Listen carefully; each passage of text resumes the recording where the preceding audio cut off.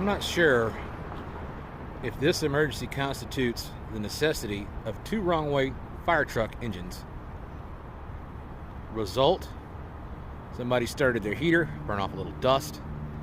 Here we are. First engine came all the way down Oliver Hill Parkway the wrong way. The second one came in the right way and proceeded to turn right anyways and park behind. Bicycle lane, mind you, but wrong way drivers. Is this the training for RFD? Will the drivers be reprimanded for wrong way driving, even in an emergency? Only time will tell.